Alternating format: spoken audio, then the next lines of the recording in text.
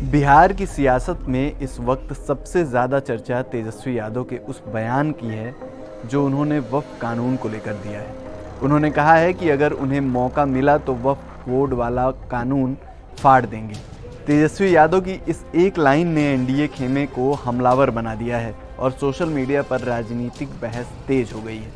लेकिन सवाल ये है कि तेजस्वी ने केंद्र द्वारा बनाए गए इस कानून को लेकर इतना आक्रामक बयान क्यों दिया। दरअसल इसके पीछे सिर्फ भावनाएं नहीं बल्कि एक सुनियोजित चुनावी रणनीति छिपी दिखती है।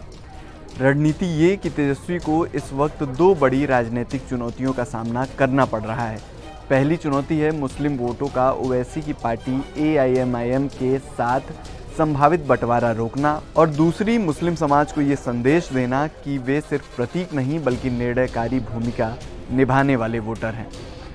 दरअसल राजनीति में अक्सर ये देखा जाता है कि जब कोई वर्ग निष्क्रिय दिखने लगता है तो उसे एग्रेसिव करने के लिए कुछ भावनात्मक मुद्दे उछाले जाते हैं।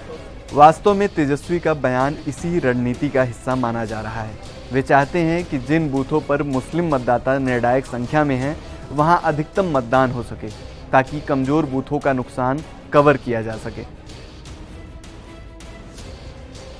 चुनावी विश्लेषक कहते हैं कि तेजस्वी की ये रणनीति पूरी तरह व्यवहारिक है, लेकिन विरोधाभास ये है कि जिन मुसलमानों को राजद अपना सबसे बड़ा राजनीतिक सहारा मानता है उन्हें ही सत्ता और टिकट वितरण में हमेशा सीमित हिस्सेदारी देती है।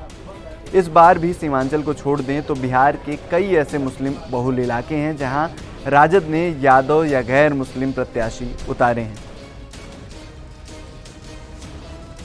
दरअसल तेजस्वी का ये बयान ऐसे वक्त सामने आया जब एनडीए लगातार उन पर निशाना साध रहा है।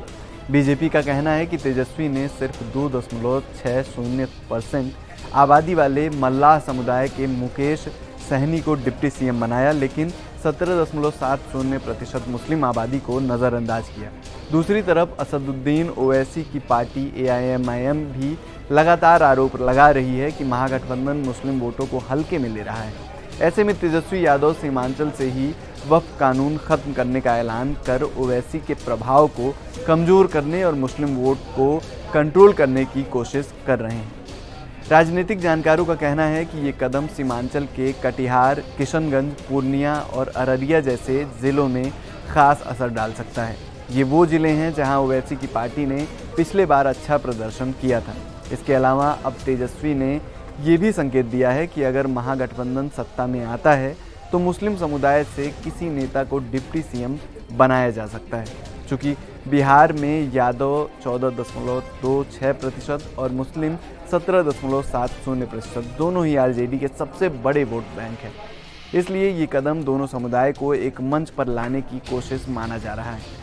अब जब कांग्रेस और वाम दल भी तेजस्वी के इस रुख के साथ खड़े हैं तो वक्फ कानून का मुद्दा महागठबंधन के साझा एजेंडे के रूप में उभर रहा है। वहीं बीजेपी का कहना है कि महागठबंधन इस मुद्दे के जरिए धर्म के नाम पर राजनीति कर रहा है और समाज में ध्रुवीकरण की कोशिश हो रही है। कुल मिलाकर वक्फ कानून पर तेजस्वी यादव का ये बयान बिहार की चुनावी राजनीति में नया सियासी समीकरण तैयार कर सकता है।